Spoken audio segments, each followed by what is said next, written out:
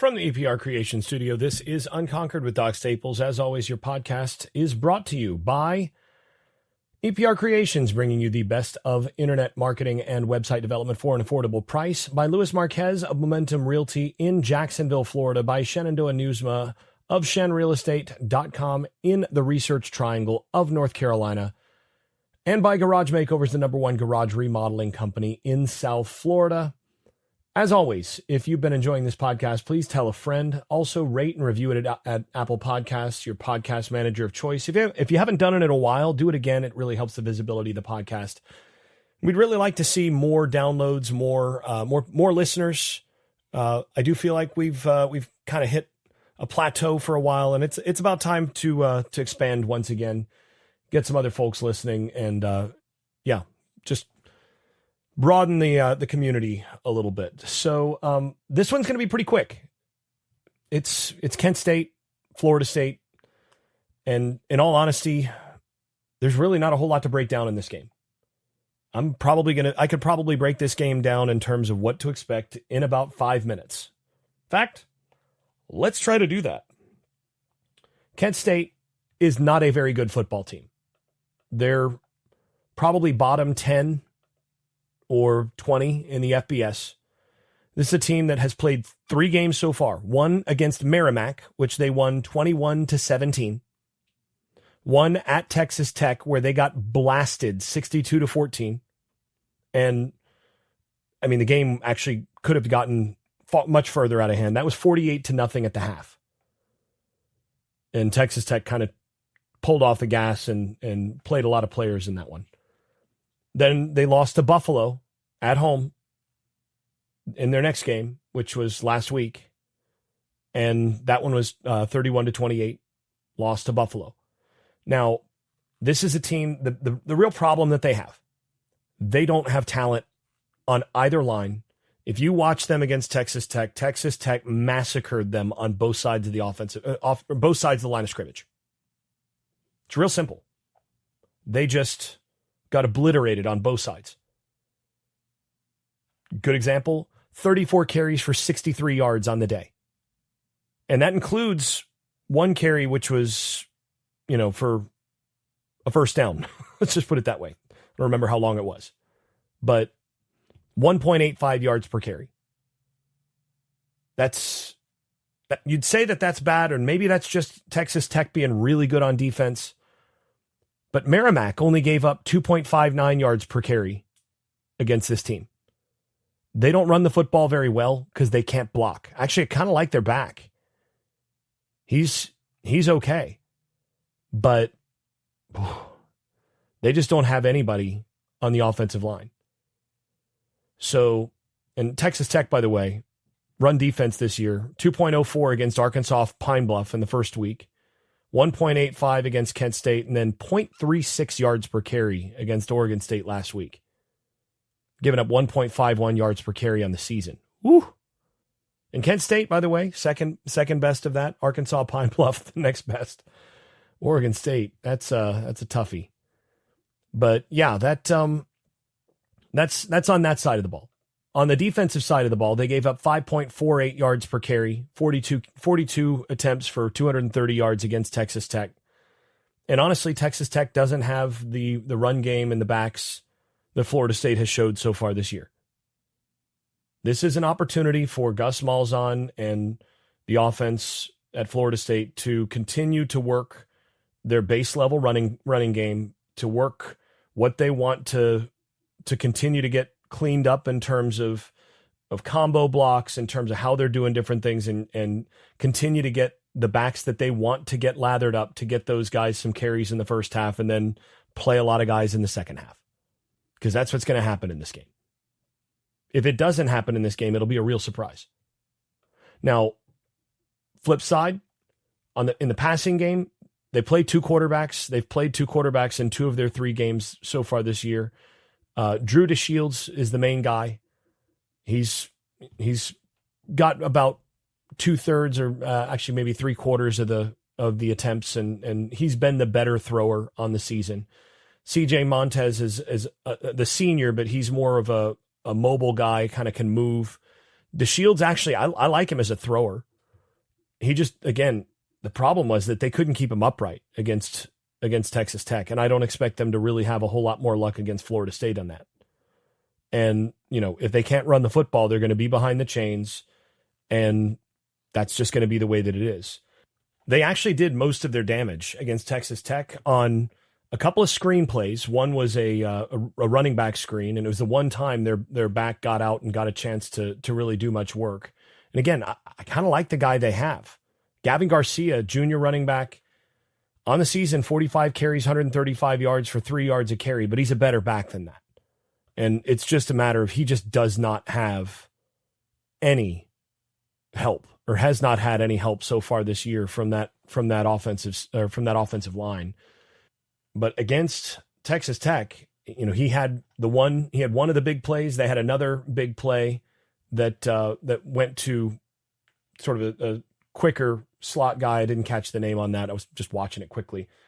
That was on sort of a double screen. I think they tried to show the back to the one side, and then they came with a tunnel from the other side with the with that coming across the other side from the quarterback, and essentially using some misdirection. Got another big play out of that, and then they had a vertical route where receiver just went up and mossed a guy. Those were their big plays. That was it that they had against Texas Tech. There wasn't a whole lot else.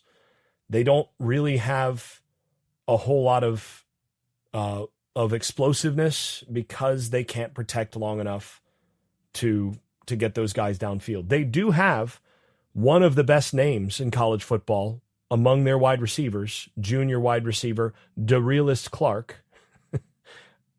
You got to talk about him anytime you get a chance, and you only get to talk about Kent State every so often, but DeRealist Clark has 1 catch for 7 yards on the season. Not exactly a banner year for him, but still has a great name. And, a great name is to be treasured above riches, so his parents took that seriously. Good for them. Anyhow, this is a game where you look at what happened against Texas Tech, and you expect more or less Florida State to be able to do the same thing to them.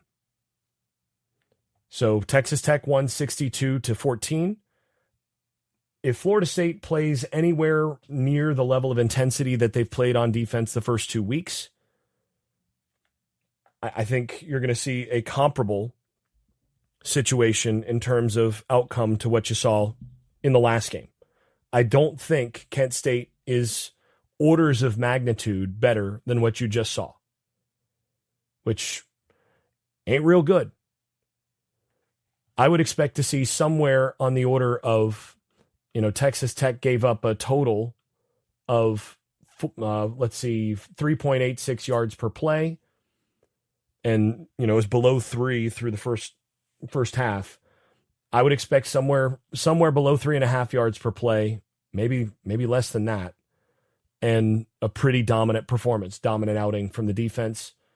And then on the offensive side, they gave up 7.51 yards per play to Texas Tech. That was 371 passing yards, 230 rushing yards. I think Florida State's going to run it more than Texas Tech did, but also with some more success there. There were some opportunities, guys just running just completely free on post routes and things downfield. So you expect to see Deuce Robinson and a few of those guys getting some big plays downfield as well. But this is one where, again, you just run it enough to run it into your base stuff and continue to polish that. You work on the passing game and pass scrimmage style, and you tell Tommy Castellanos, this is a game where you do not take contact. If at all possible, you just don't take contact. You drop back. If there's pressure, you take off to safety, or you get rid of it right away. You don't take contact. You're not running it between the tackles. You're getting down at every opportunity. There's just nothing gained here. With a couple of your absolute studs, there's nothing gained here by playing the hero or trying to, run your quarterback or anything. This is one where you just let the backs win it, let the offensive line go out there and continue to gel, and you hope you come out of this pain-free and out of this injury-free, and moving into the meat of the schedule with Virginia on deck, and then Miami of Florida to follow them. And honestly, this week, the more interesting thing is that Miami of Florida versus Florida game. Really, as long as Florida State comes out of this game healthy, there's not really a lot that can be learned on this. We're going to basically see something like a repeat of last week. And, I haven't given a score prediction. I'll go ahead and give that now. I think Florida State actually covers this. I think the spread last time I saw it was 49.5. I think Florida State is still undervalued in Vegas, by the sports books, by the power ratings that they start from. I think you're going to see something like 66 to 6. I'm going to go with that again. That was my prediction for last week, and they exceeded that by a lot. But I'm going to go with the old 666 again in this game. Like I said, Mike Norvell is in his black Air Force One phase. This is a revenge tour. When they see those 3 6s on the board, everybody's going to kind of know what's going on, what he's down with. We'll go with that. But I'm actually, like I said, I'm more interested in the Florida versus Miami of Florida game, because that's going to tell us a lot about both teams. I mean, we've seen Miami now against 2 teams with a pulse, and they look scary, right? I mean, they look better than I thought they would at this stage of the season. Beck has looked pretty good on the season. Now, he has thrown a couple interceptions now. That one of the things that if you're a Miami of Florida fan, which, I mean, I know there are very few of those, like, real Miami of Florida fans, the kind that would go to games or do anything like that. So just hypothetically speaking, if a person somehow was a Miami of Florida fan and wasn't completely delusional at all, one of the things that you'd be most worried about right now is that Carson Beck has now thrown 2 picks. He threw those 2 picks against USF, and they weren't pretty picks. Now, the fact that came in the context of a performance where he went 25 of 30 for 371 yards, 12.4 per attempt, and 3 touchdowns, that kind of salves that wound a little bit. And against Notre Dame, 20 of 30 for 205 and 2 touchdowns, that looks pretty good too. But now that we've seen Notre Dame against Texas A&M as well, I do wonder about sort of where that Miami of Florida offense actually is. I wonder about how good that Notre Dame defense is this year, whether or not they're just not as good as they were last year. The coordinator change seems to have made a pretty big difference for them. I just don't think Chris Ash is anywhere near what Al Golden was for them. So, I do wonder about that. This game is going to show a lot because Florida has a lot of talent on both lines of scrimmage, and this game's going to be a war. Florida's coming off an embarrassment against LSU where they turned it over 5 times and only lost by 10. This is a game where, I wouldn't be surprised with pretty much any outcome in this game. This is a high delta game because if, DJ Lagway is a high delta player right now, if he throws it to the right team, he can make throws that very few guys in college football can make. His highlight ceiling is really good. Problem is that he's had a lot of trouble throwing to the other team.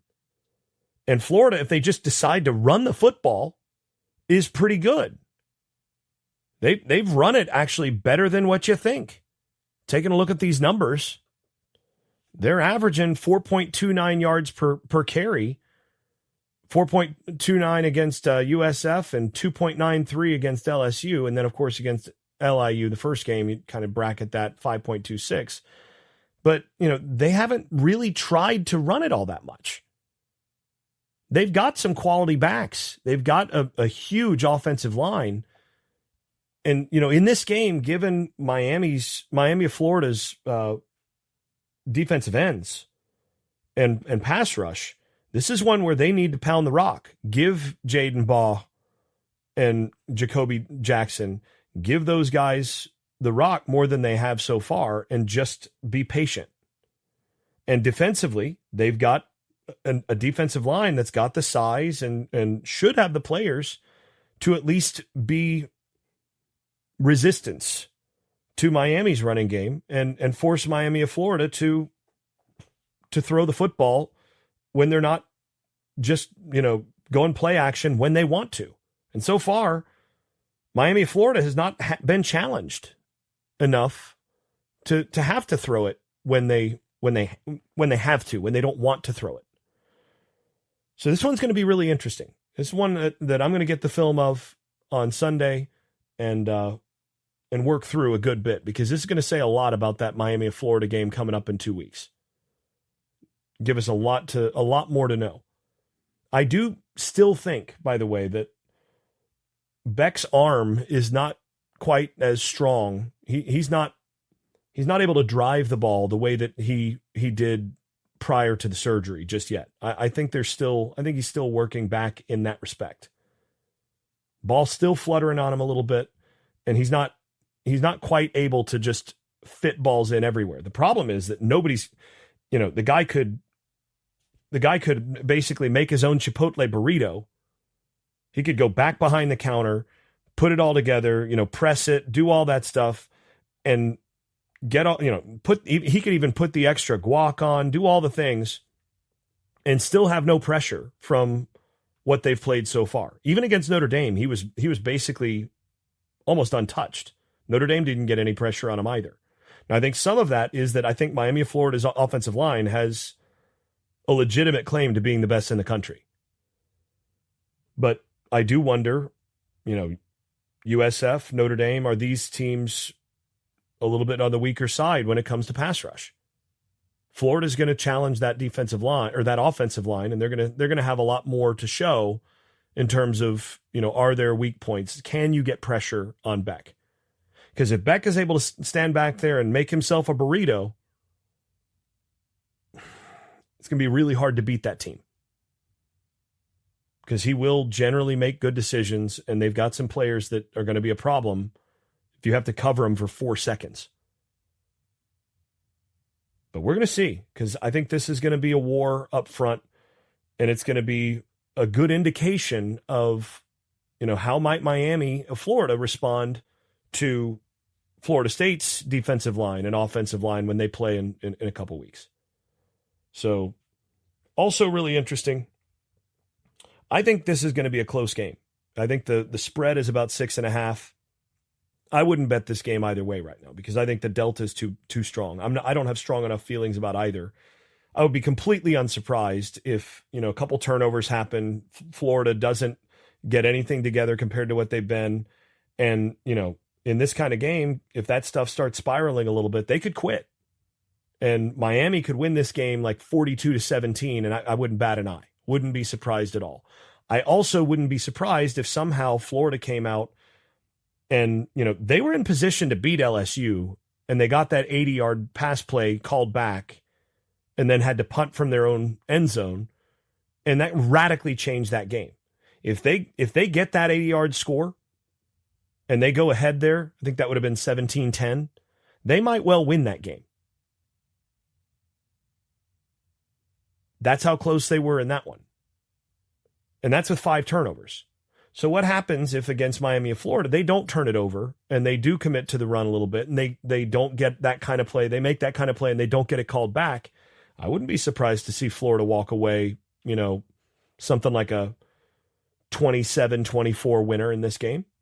Wouldn't be surprised at all. Miami was one spectacular catch, snatching a touchdown away from the jaws of an interception, away from losing to Notre Dame. They've been more on the margin than it seemed. Now, then you take into account the demolition against USF last week, and you say, okay, well, that's a good football team, as much as it may pain some of us to admit. But this is going to be a really interesting one, and like I said, it's going to have a lot to do with how I think of the Florida State Miami of Florida game in 2 weeks.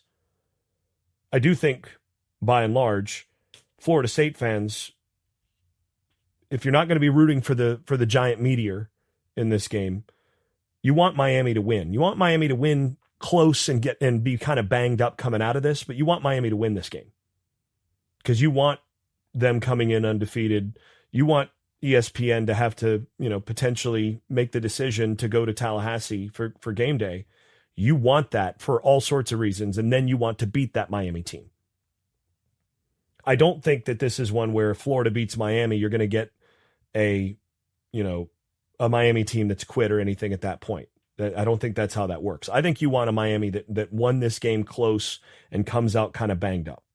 That's what you're rooting for in this game. You're not rooting for any serious injuries, but you want some guys to be maybe a little bruised, maybe a top player or two to have to, be out for 2 weeks or something like that. But that's kind of what you're rooting for in this game. And it's going to be a really interesting weekend just because of that game. Now, I did get actually a really interesting question asked in the old mailbag. Basically, what grade will Florida State have to play at to win against each remaining opponent? And I really like this question. Now, from a coaching perspective, I wouldn't like this question at all, because my answer would be, we need to play A-level football every week. Football is about us. It's not about the opponent. You have to go out and prove yourself and get better every week, every day. The old Mickey Andrews, 2% better every day. As a coach, that's what you say.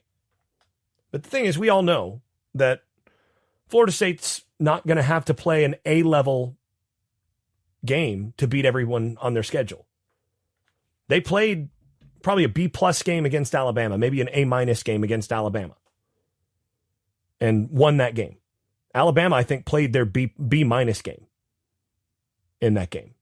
Looking at some of the plays that they left on the field and all of that, Alabama played B-minus or C-plus in that game. Florida State probably played an A-minus in that game, maybe a B-plus. And they won that. Then I would say they played an A-level game against East Texas A&M. Kent State, they probably need to win that game. They probably could win that game with a D-plus or a C-minus performance. Maybe worse. Virginia, that's an interesting one, because Virginia's been a whole lot better this year than I thought they'd be. Offensively, they've been really good. I mean, offensively, they've scored 48 against Coastal Carolina, 31 against NC State, and 55 against Bill and Mary. They're averaging 6.92 yards per play. They actually can, and that NC State defense struggled with them some. Defensively, though, they're giving up 5.36 yards per play, and they haven't really played a bunch of buzzsaw offenses in the process. They gave up 7.17 yards per play against NC State, which is no bueno. So, I'm going to say, looking at, what they gave up rushing wise, they've given up 4.11 yards per rush on the year, 6.17 per rush against NC State. I think Florida State beats Virginia probably with a B-minus, maybe a B. They can't turn it over a bunch, but they probably don't have to be super clean to beat them. And again, remember, I grade that Alabama performance at B plus A minus. So I say B minus beats Virginia comfortably. I would say Miami, you probably need an A-level performance, if not an A-plus performance, to beat Miami. And again, we'll find out more this weekend, but I think that's where you are. I think that's the best team on your schedule. To beat Miami, Florida, you're going to have to play clean. You're going to have to execute well and you're going to have to hit and be physical on both sides. That game's going to be a war.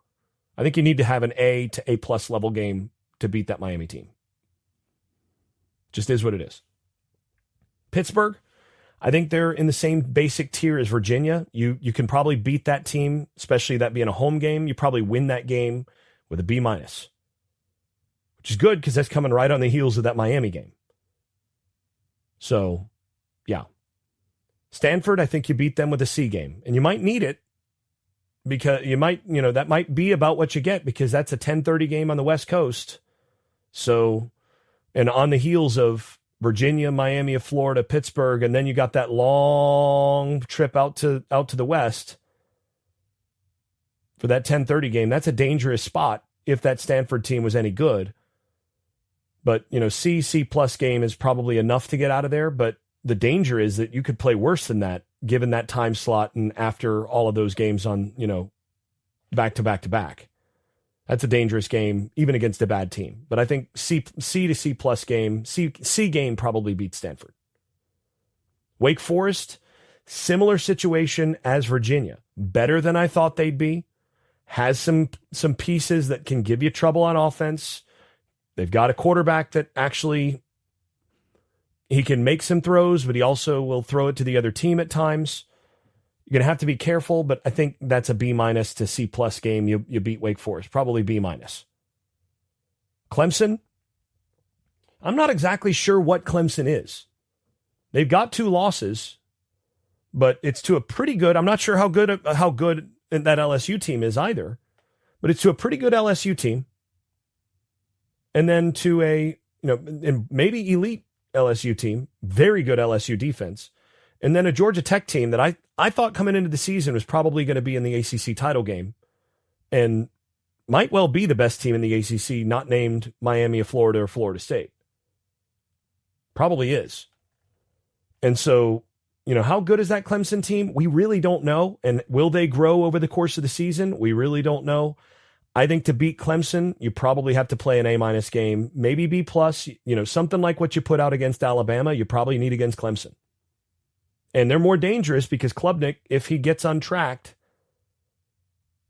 or if he gets on track, I should say, if Clemson gets Klubnik on track, he's a more dangerous quarterback than what you played with Alabama, with Ty Simpson. So I'd say A-. A- probably beats Clemson, but to be comfortable in Death Valley, I think you probably have to play an A-level game. Virginia Tech, you probably beat Virginia Tech as they've shown so far this season with a D+. That's a bad Virginia Tech team, y'all. It's a good thing, too, because that comes right before an NC State Friday night game that is not going to be a fun place to play on November 21st at 8 o'clock p.m. Carter Finley has been a house of horrors for Florida State, and this is not a good spot. I mean, it's the week before Florida, right after that Virginia Tech matchup that, fortunately, I think Virginia Tech is still going to be bad then. But this is a dangerous NC State team with a quarterback that can cause you problems. I think you probably, in that spot, in Carter Finley at night, you probably have to have a B game, maybe B+ game to beat that NC State team.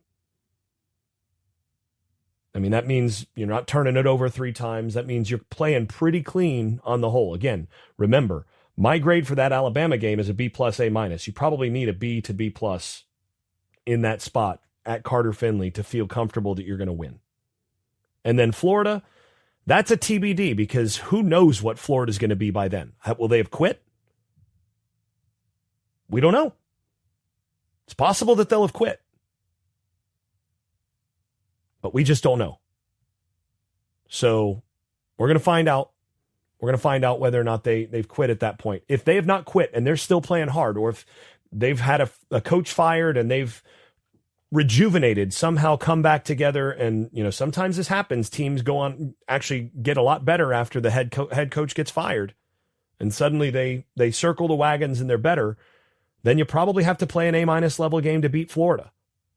At Florida, in that situation, it's a talented team, as we've been talking about, on both sides of the line of scrimmage, and a quarterback that's dangerous.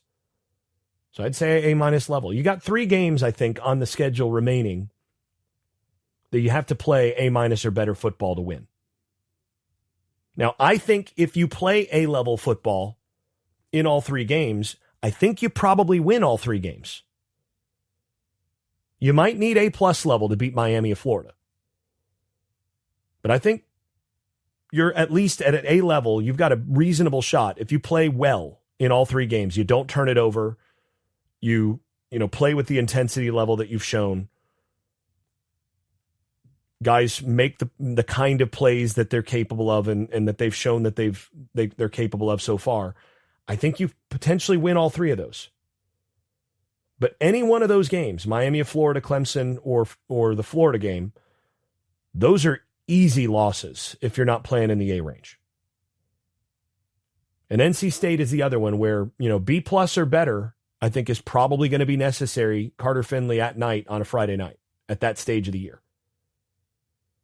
The good thing for me is that I think Florida State is good enough on the offensive and defensive lines that it's easier to be consistent in terms of playing at a consistently high level. The concern is that they're one injury away on both from being nowhere near as good on the offensive and defensive lines. So they have to stay healthy to be able to play A-level football against Miami of Florida, against Clemson, and against Florida. Now, that's true for most teams. But most teams don't. That's why most teams don't wind up going 11-1 or 12-0 or even 10-2. That's why teams lose games, is because guys get nicked up, guys get banged up, guys get hurt, and they're out, and you lose two or three key guys, and suddenly you're not the same football team. So that's what I think the biggest concern is moving forward for Florida State. But I think all but those three games, and then the fourth with NC State, I think the rest of the games on your schedule you can win with a B level performance, or in some cases a little bit worse. But don't tell the team that I said this, because the only way to assure yourself that you're going to win those games is to play A level in each of them, and maybe A+ in one. And by the way, Walter Payton, I still say, was right that you don't get hurt as often when you're playing all out and you're going super intense. When you're trying to protect yourself and you play soft, that's when you get hurt. I would say, with the exception of the quarterback position, where you don't want to throw your body around there. For that, you're preserving yourself by getting rid of it and getting down and that sort of thing. But otherwise, you actually get hurt less when you're dominating more. We'll see if they can stay dominant this week and moving forward. Just a quick programming note before I go. I will not be doing an immediate hot takes episode after this game. I will be out of state. This is another one where I deliberately scheduled this for this weekend, knowing in advance that this was a game that Florida State would likely be able to dominate without need for a whole lot of immediate analysis. So I'll get something out maybe probably Sunday evening once I've seen the All-22, and then I'll have some comments there, mostly probably about backups and also about whether or not they've managed to come through without a whole lot of injuries. And then we'll be back into pretty close to our normal schedule, that we'll have our preview episode out probably Thursday morning, somewhere in there, because of the Friday game this week, again, the week following against Virginia. But heads up on that. Don't expect the immediate post-game hot takes, because I won't be doing them this week, but we'll be back to normal shortly after that. Thank you so much for listening. Tell a friend. Give us some high ratings on Apple Podcasts or Google Play or wherever you get all this stuff. This has been Unconquered with Doc Staples. Thanks for listening. If you've been enjoying this podcast, please leave a 5-star rating over at Apple Podcasts and wherever else you listen to podcasts. Post and repost episodes on social media, and tell a friend. And if you haven't left a review in a while, do it again. It really does help the visibility of the podcast. Before we go, I'd also like to thank my advertising partners once more. That's EPR Creations, Luis Marquez of Momentum Realty in Jacksonville, Florida, Shenandoah Real Estate in the Research Triangle of North Carolina, Garage Makeovers, the #1 garage remodeling company in South Florida, and Justin Galloway of Benchmark Mortgage, serving Florida, Tennessee, and Kentucky. You can also stop by the Unconquered Shop at unconqueredpodcast.com, where you can buy stickers, pins, magnets, t-shirts, and other swag. I am especially grateful for those of you at the Dynasty level. That is Brian Leininger, Dave Blair, Jack Horton, Jonathan Kennedy, Lee Caswell, Travis Smith, and Tyler Kashishki. You all are far more generous than I deserve. Thanks to you all. This has been Unconquered with Doc Staples. I'm your host, Jason Staples. Thanks for listening, and thanks for your support. I made this.